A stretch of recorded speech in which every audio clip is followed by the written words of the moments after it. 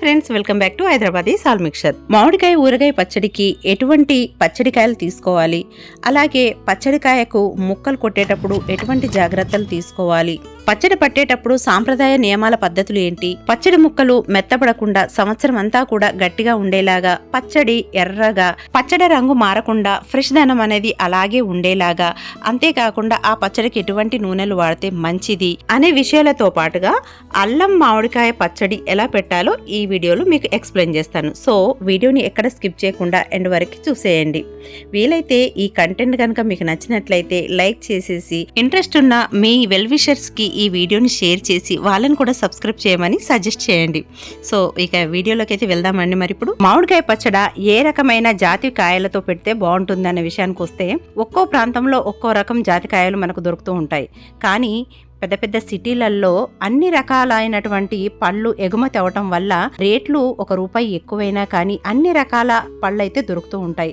అది మన టేస్ట్ను బట్టి మనం ఎంచుకొని ఈ పచ్చడి అయితే పెట్టుకోవచ్చు. అందుకోసమనే హైదరాబాద్ కూకట్పల్లి KPHPలో ఉన్నటువంటి జైన్ 2 మార్కెట్కి అయితే మామిడికాయ పచ్చడి కోసమని కాయల వేటకైతే వచ్చామండి.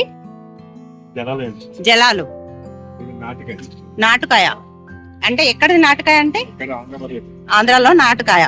ఆ పక్కయండి నాటుకాయ, పైన అండి అట్ లాస్ట్ లో తెల్ల గులాబీ జలాలు. ఈ జలాలకి ఉన్న తెల్ల గులాబీలకి తేడా ఏంటండి?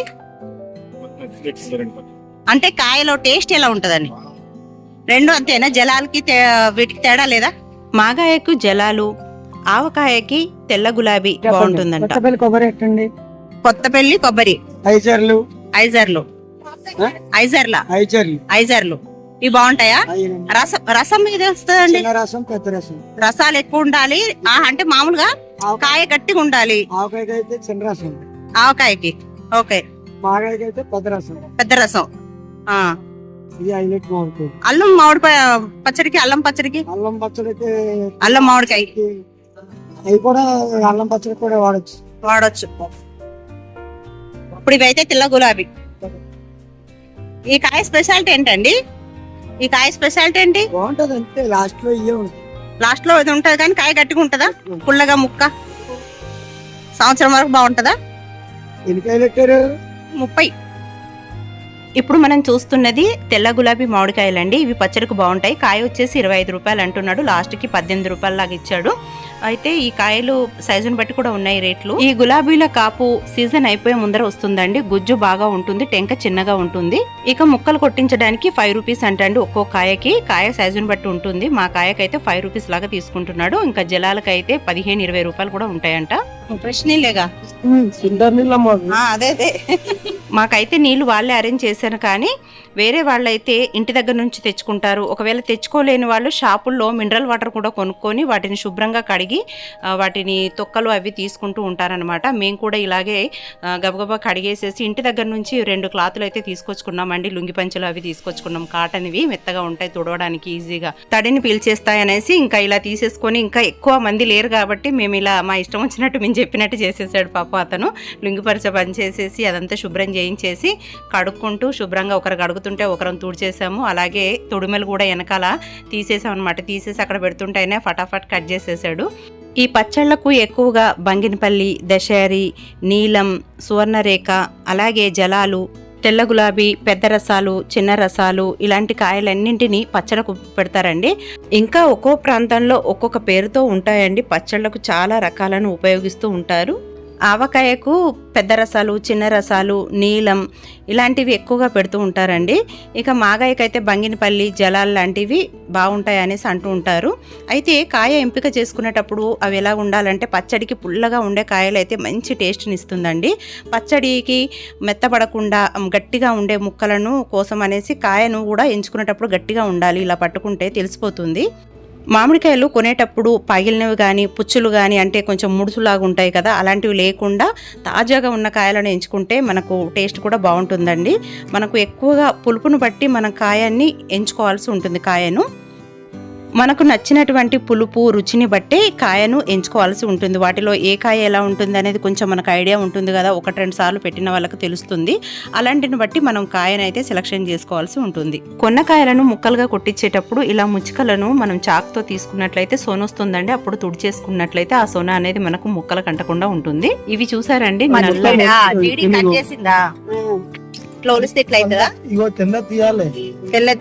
జీడిపప్పు కొనుకోమా. అవునవును, అదే ఇది పచ్చిది. ఏం చేస్తారు వాటిని? తీసి వాటి మటన్ చికెన్ లో వేసుకుంటే మటన్ చికెన్ వేసుకుంటారా? అవి కేజీ 300 అంట. ఇదంతా మామిడి టెంకలో ఉన్నటువంటి జీడి అండి. వెంటనే ముక్కలు కొడుతుంటే ఆ ముక్కలకు అంటుకొని ఉన్నటువంటి జీడిని అంతా తీసి సపరేట్ చేసి కాయలన్నీ క్లీన్గా కవర్లోకి వేసేసుకుంటున్నాము. మామిడి టెంకలో ఉన్నటువంటి జీడిని తక్కువ అంచనా వేయకండి, పడేయకూడదు. అంతకుముందు అయితే పడేసేవాళ్ళు. గత 2-3 సంవత్సరాల నుంచి అయితే అందరం స్టోర్ చేసుకుంటున్నాం. ఎందుకంటే ఏ నాన్ వెజ్లో లేనటువంటి B12 అనే పోషకాలు ఉన్నటువంటి ఏకైక పదార్థం ఈ మామిడి టెంకలో ఉన్నటువంటి జీడి. దీని గురించి నేను షార్ట్ త్వరలోనే పెడతానండి, ఎలా వాడాలనే విషయం గురించి. ఇక ముక్కలుగా కొట్టించినటువంటి ఈ మామిడి ముక్కలను ఒక కాటన్ గుడ్డలో మొత్తం ముక్కలన్నీ పోసేసి ఫ్యాన్ గాలి కింద ఆరబెట్టాలండి. అలా ఆరబెట్టిన మామిడి ముక్కల మధ్యలో ఒక సన్నని పొర ఉంటుందన్నమాట. ఆ పొరను తీసేయాలి. ఇన్ కేస్ రాలేదు అని అనుకోండి, దాన్ని చాకు ఉంటుంది కదా, ఆ చాకుని వేసేసి కొంచెం ఇలా రబ్ చేసినట్లయితే మనకు ఈజీగానే వచ్చేస్తుంది.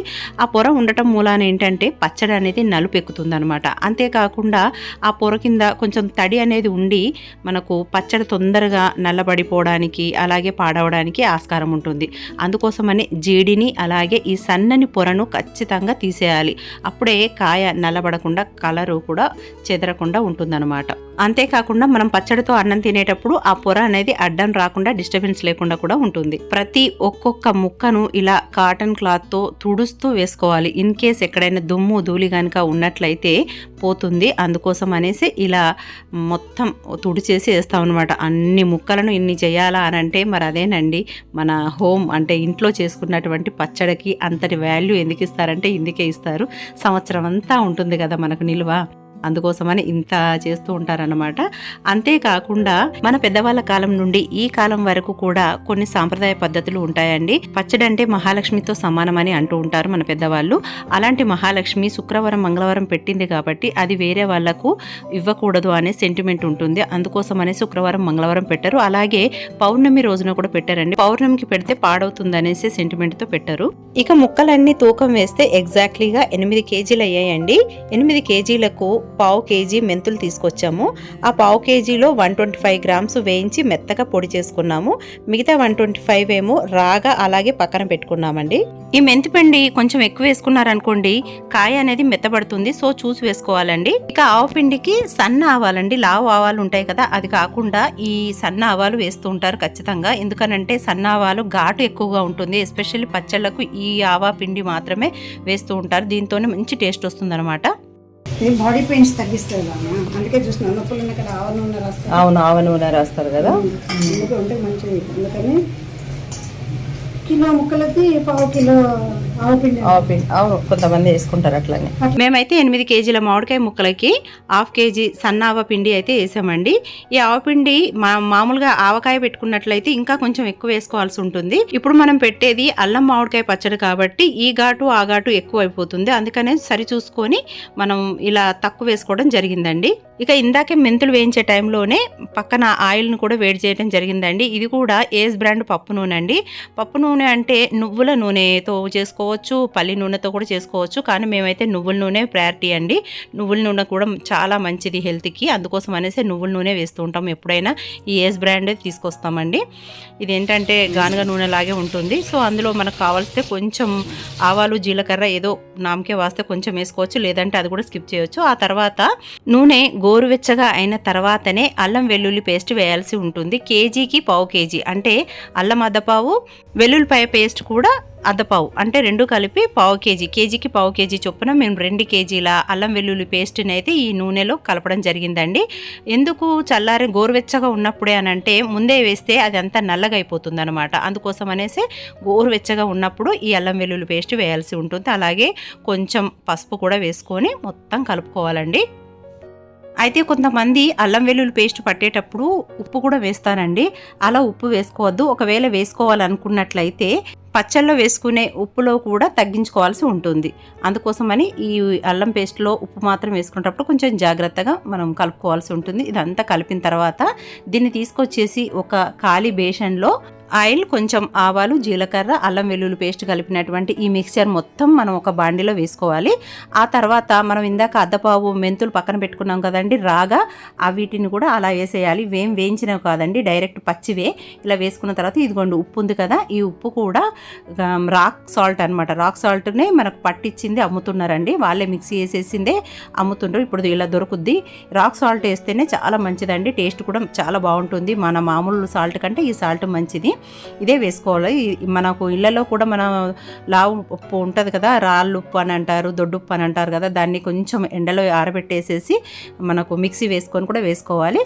ఆ తర్వాత ఇదిగోండి మెంతిపిండి. ఈ మెంతిపిండి మనకు బాడీలో అంటే ఏ పచ్చళ్ళలో అయినా ఖచ్చితంగా వేస్తారు, ఎందుకంటే వాతం అనేది చేరకుండా వేస్తారనమాట. అలాగే వెల్లుల్లిపాయలండి, ఈ వెల్లుల్లిపాయలు కూడా కేజీకి మనకు 50 గ్రాములలాగా వేస్తారనమాట. అంటే నేను దాదాపు పావు కిలో కంటే ఎక్కువే, అంటే ఒలిచినవే 300 నుంచి 350 గ్రాముల వరకు వెల్లుల్లిపాయలు వేసానండి. ఆ తర్వాత హాఫ్ కేజీ, ఇందాకే చెప్పుకున్నాం కదండి, హాఫ్ కేజీ సన్న ఆవపిండి వేసామండి. ఈ ఆవపిండి పచ్చళ్ళలో మంచి గ్రేవీని ఇస్తుంది. అయితే గ్రేవీ ఎక్కువ కావాలనుకుంటే ఆవపిండి ఎక్కువ కలుపుకుంటాం అని అనుకుంటే వేడి ఎక్కువ అవుతుంది కదండి. మరి సన్న ఆవాలు ఘాటు ఎక్కువ అనుకున్నాం కదా, అలాంటప్పుడు కొంచెం లావు ఆవాలు కూడా పిండి పట్టేసేసి దాన్ని కూడా యాడ్ చేసుకున్నట్లయితే మనకు ఘాటు ఎక్కువ కాదు, at the same time gravy కూడా ఎక్కువ వస్తుంది.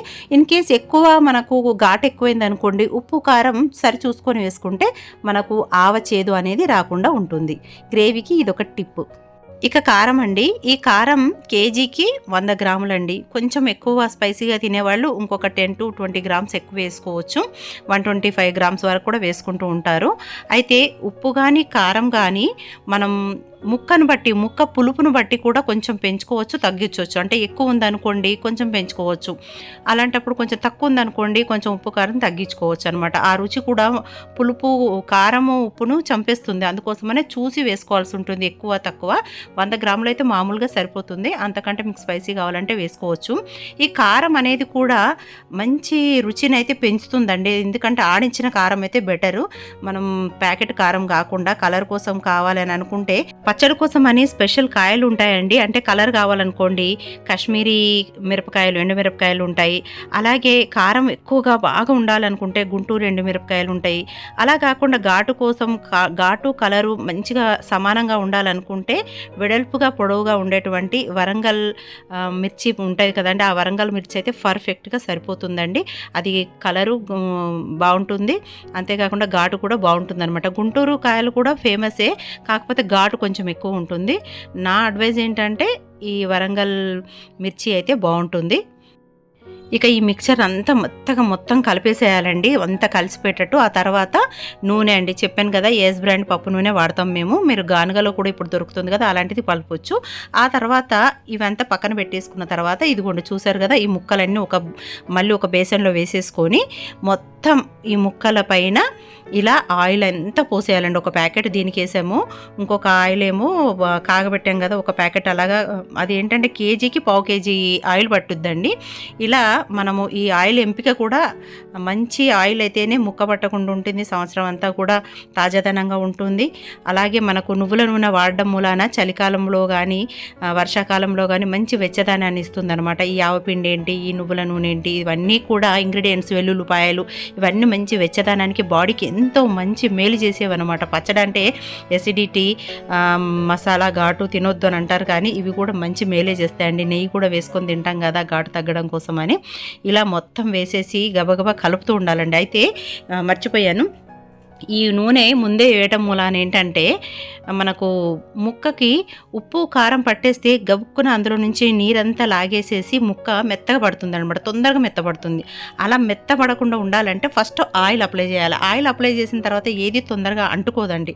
ఉప్పు కారం అనేది కొంచెం లేటుగా పడుతుంది, ఎట్ ది సేమ్ టైం అందులో ఉన్న ఈ ఆయిల్ ఉండటం మూలాన ముక్క గట్టిగా ఉంటుందన్నమాట. ఈ మెల్లిగా అది లాగేసేసి మంచి ఫ్లేవర్ అయితే వస్తుంది. అందుకోసమని ఫస్ట్ ముక్కల ముక్కలకి నూనె అనేది పట్టించడం ఇంపార్టెంట్. ఇది కూడా ఒక టిప్పేనండి. ఎందుకంటే మనకు ముక్క అనేది గట్టిగా ఉంటుంది, అలాగే కలర్ కూడా చేంజ్ అవ్వదు అనమాట. ఇది స్పెషల్గా గమనించాలండి. ఇలా మనకు ముందే ముక్కల పైన నూనె పోసేసి కలిపేసేసి, పచ్చి నూనెనండి, పోసేసి ముక్కలకు అంతా పట్టేలాగా కలిపిన తర్వాత అప్పుడు కొంచెం కొంచెం ఇప్పుడు మనం ముందే కారం అవన్నీ కలిపి అల్లం వెల్లుల్లి పేస్ట్ అంతా కలుపుకున్న మిక్చర్ ఉంది కదండి, ఆ మిక్చర్లో కొద్దిగా ఈ మనం పక్కన పెట్టుకున్నటువంటి ఈ మామిడికాయ ముక్కల్ని వేస్తూ మొత్తం కారం వాటికి పట్టేలాగా, ఆ మసాలా అంతా పట్టేలాగా తీసేసి ఒక జాడీలో కానీ, ఒక గ్లాస్ కంటైనర్ కానీ, లేదా ప్లాస్టిక్ డబ్బానే కానీ, నేనైతే పెయింట్ డబ్బాలోనే వేసేస్తున్నానండి. పెయింట్ డబ్బాలు శుభ్రంగా కడిగేసేసి స్మెల్ ఏది రాకుండా ఉన్న దాంట్లో వేసేసి కలిపి పెట్టుకుంటున్నాను. అంటే ఎక్కువ కదా, అదంతా తర్వాత కుంగిపోద్ది, అంటే కిందికి అయిపోద్ది అనమాట. ఉప్పు కారం పడుతున్న కొద్దీ తగ్గిపోతుంది అనమాట. ఇదిగోండి ఇలా కొంచెం కొంచెం వేస్తూ మొత్తం కలుపుకోవాలి కొంచెంగా. ఆ తర్వాత జాడీలోకి కానీ లేదా గాజు కంటైనర్లో కానీ పెట్టుకున్నట్లయితే మనకు 365 రోజులు, అంటే సంవత్సరం పాటు కూడా బాగుంటుంది. అయితే ఈ పచ్చళ్ళు పెట్టుకునేటప్పుడు కొన్ని పాత సాంప్రదాయ పద్ధతులు ఉంటాయి అన్నాను కదండి. అవి ఏంటంటే మనకు చెప్పాను కదా, శుక్రవారం, మంగళవారం, పౌర్ణమి రోజులలో ఈ పచ్చడి అనేది పెట్టరు. ఒకవేళ పెట్టినా కానీ అది ఎవరికి ఇవ్వరు. ఒకవేళ శుక్రవారం కానీ, మంగళవారం కానీ, ఆదివారం కానీ అలా ఎవరికైనా ఇవ్వాల్సి వస్తే సాయంత్రం పూట కూడా ఎవరికి పచ్చళ్ళు పెట్టి ఇవ్వరండి. ఇన్ కేస్ పెట్టియాల్సి వస్తే ఈ శుక్ర, ఆది, మంగళవారాలలో ఎవరికైనా పచ్చడి పెట్టియాల్సి వస్తే ఏం చేస్తాయి వాళ్ళు పెద్దవాళ్ళనంటే, అందులో ఒక 2 మెతుకులు, అంటే అన్నము ఉంటుంది కదా, అన్నము చిన్నగా కొంచెం అందులో వేసి పైనుంచి కొంచెం పచ్చడి కలిపి వేసేసి ఇచ్చేవారు అనమాట. ఎందుకలా అంటే వాళ్ళకి భోజనం పెట్టినట్టు. అప్పుడు తప్పేముండదు, అంటే ఒక భోజనం పెట్టినటువంటి పుణ్యం ఉంటుంది తప్ప పచ్చడి మహాలక్ష్మిని వాళ్ళకి ఇచ్చినట్టు కాదు అనే ఉద్దేశంతో అలా 2 మెతుకులైనా వేసేసి ఇచ్చేవాళ్ళు. ఇంకొకటి, ఈ పచ్చడి పెట్టే రోజున పెట్టేవాళ్ళు చాలా పవిత్రంగా ఉంటారనమాట. అంటే తలస్నానం చేసి అంటూ ముట్టు లేకుండా, నెలసరి లేకుండా, అలాగే వాళ్ళ ఇళ్ళల్లో ఎటువంటి మహిళలు కానీ లేని ఇళ్లలోనే ఈ పచ్చడి పెడుతూ ఉంటారనమాట. అంతేకాదు కొత్తగా పెళ్లి చేసిన ఇళ్లలో కూడా మామిడికాయ పచ్చడి అనేది పెట్టరు. వేరే వాళ్ళ ఇళ్లలో పెట్టుకొని తీసుకొచ్చుకుంటారు కానీ వాళ్ళ ఇళ్లలో మాత్రం చేయరండి. ఇలా పచ్చడి ఎందుకు పవిత్రంగా ఉండి చేస్తారు అని అంటే, పాతకాలం వాళ్ళు అప్పుడు కూరగాయలు ఎక్కువ దొరికేవి కాదు కదా. ఏ పనికో పాటకో పోయేసి వచ్చిన టైంలోనైనా, ఏ అర్ధరాత్రి చుట్టాలు వచ్చినా కానీ వాళ్ళకి భోజనం పెట్టాలని అంటే, ఆ టైంలో వాళ్ళు నిష్టగా తినాలనుకుంటే ఉపవాసాలు ఉన్న సమయంలో కూడా వాళ్ళకు భోజనం పెట్టాలంటే కొంచెం పవిత్రంగానే తింటారు కదా ఉపవాసాలు ఉన్న సమయంలో. అందుకోసం అనేసి వాళ్ళు తలార స్నానం చేసేసి శుభ్రంగా ఉండి అప్పుడు మాత్రమే ఈ పచ్చడి పెడతారన్నమాట. అది ఎప్పుడైనా తినొచ్చు. పచ్చడి పెట్టి ఉంచినటువంటి జాడీని చాలా పవిత్రంగా చూపిస్తారు. దానికి ఒక చీపురు కానీ, కాలు కానీ ఏది తగలకుండా చాలా జాగ్రత్తగా చూస్తారు. పచ్చడి మహాలక్ష్మి స్వరూపం కాబట్టి. ఇదిగోండి, మాడపడిచి అయితే పెట్టేటప్పుడు మన దిష్టి తగులుతుంది అనేసి అలా పచ్చడికి దిష్టి తీస్తారన్నమాట. అలా దిష్టి తీసేసిన తర్వాత ఈ పచ్చడిని ముందుగా దేవుడికి నివేదన చేసిన తర్వాత, ఆ తర్వాత మనకు ఈ గిన్నెలో ఉన్నటువంటి అన్నం ఏ ప్రాంతంలో అయినా ఎవరికైనా భలే కిక్కిస్తుంది కదండి. కొంచెం వేడివేడి అన్నం వేసేసుకొని, నెయ్యి వేసేసుకొని, కలుపుకొని, అలా కలుపుకొని తింటుంటే నోట్లో లాలాజలం. మేమైతే చిన్నప్పుడు చాలా ఎగ్జైట్మెంట్తో చూసేవాళ్ళమండి. ఎంత యాంగ్జైటీ ఉండేదో అక్కడ, వెయిటింగ్ అనమాట. ఎప్పుడెప్పుడు ముద్దలు పెడతారా, ఎప్పుడెప్పుడు తిందామా అన్నట్టుగా అమ్మ కలుపుతుంటే అలా కూర్చునే వాళ్ళం అందరం, 5గురం. అదొక టేస్ట్ అండి. ఇంకా తర్వాత పచ్చడి వేసుకొని తిన్నా కానీ ఈ టేస్ట్ మాత్రం ఎందులో రాదండి. అలా కలిపేసుకున్న తర్వాత ఆ రోజు ఫాస్టింగ్ అనమాట. సో ఈ ఒక ముద్దలతోటే ఫాస్టింగ్ వదలాలి అనేసి ఉద్దేశంతో, మళ్ళీ తర్వాత తిన్నారు కదా అనే ఉద్దేశంతో ఇవైతే తీసుకొంచెం ప్లేట్లలో పెడుతున్నాము. ఆల్రెడీ దేవుడికి పెట్టిన వీడియో అయితే స్కిప్ అయిందండి. దేవుడి దీపారాధన చేసిన తర్వాత అప్పుడు ఈ బేషన్లో ఉన్నది కలిపాము. ముందైతే ఆ డబ్బాలన్నీ అక్కడికే షిఫ్ట్ చేసాము, దేవుడి దగ్గర పెట్టాము. ఇక ఫస్ట్ ముద్ద ఇంత కష్టపడి చేసి పెట్టినటువంటి మా ఆడపడుచు గారికి పెట్టాము. ఇక రెండో ముద్ద మా ముద్దల మనవరాలైనటువంటి తేజశ్రీకి పెట్టాము. తర్వాత నేను. టేస్ట్ అయితే చాలా చాలా బాగుందండి. అంటే ఉప్పు కారం కొంచెం ఎక్కువ ఉన్నాయి, అంటే అలాగే ఉండాలి. ఎందుకంటే తర్వాత ముక్క లాగేస్తుంది అనమాట. ఎందుకంటే ఆయిల్ ఉంది కదండి, ఆయిల్ తర్వాతనే లాగుతుందని చెప్పాం కదా స్లోగా, అప్పుడు అది లాగేసి అప్పుడు కరెక్ట్గా పడుతుంది. ఇన్ కేస్ మీకు ఉప్పు కారం తక్కువ అయినట్లయితే మళ్ళీ తర్వాత కూడా ఉప్పు అనేది యాడ్ చేసుకోవచ్చు. కొంచెం నూనె కూడా ఒకటండి జాగ్రత్తగా గమనించాలి, ఆ నూనె కూడా ఎక్కువగా ఉండాలి. అంటే పచ్చడి ఎప్పుడైనా పాడవకుండా ఉండాలి, కలర్ చేంజ్ అవ్వకుండా ఉండాలంటే నూనె అనేది పైకి తేలుతూ ఉండాలన్నమాట. అప్పుడే పచ్చడి అనేది పాడవకుండా ఉంటుంది, ఫ్రెష్గా ఉంటుందన్నమాట. పచ్చడి కలిపిన తర్వాత 3వ రోజున ఇదిగోండి ఇలా నూనె ఇలా పేరుకుపోయిందనమాట. ఇలా పైకి రావాలన్నమాట. ఇలా నిండుగా ఉంటేనే మనకు పచ్చడి అనేది పాడవదు. ఎప్పుడైనా గుర్తుపెట్టుకోండి. మనం పచ్చడి కూడా తీసుకునేటప్పుడు ఒక బాటిల్లోకి తీసుకుంటాం కదా, ఇలా తీసేసుకోవాలి. తర్వాత ఇంకా నూనె ఎక్కువ వచ్చిందండి. ఇప్పుడు ఇందులో తక్కువే కనబడుతుంది కానీ ఇంకా తర్వాత 4 రోజులకు అట్లా ఎక్కువ వచ్చేసింది. జ్యూస్ వస్తుంది, at the same time oil కూడా పైకి తేరుకుంటుంది అనమాట. మనం పచ్చడి బాటిల్లోకి తీసుకున్నప్పుడు లోపల నుంచి అడుగు నుంచి తీసేసుకోవాలి. నూనె అందులో బాటిల్లో ఎక్కువ ఉంచుకోకూడదు. ఇందులో మళ్ళీ ఎందులో అయితే స్టోర్ చేసుకుంటున్నామో అందులో నూనె మాత్రం ఎక్కువ ఉండేలాగా చూసుకోవాలన్నమాట. అప్పుడు మనకు పచ్చడి అనేది పాడవకుండా ఉంటుంది, ఫ్రెష్గా ఉంటుంది అనమాట. ఈ పద్ధతిలో పచ్చడి పెట్టుకున్నట్లయితే సంవత్సరం అంతా కూడా పచ్చడి పాడవదు, ముక్క గట్టిగా ఉంటుంది, కలర్ చేంజ్ అవ్వదు, టేస్ట్ కూడా మారకుండా ఉంటుంది. మీరు ఫ్రిడ్జ్లో పెట్టినా బయట పెట్టినా ఒకేలాగా ఉంటుంది.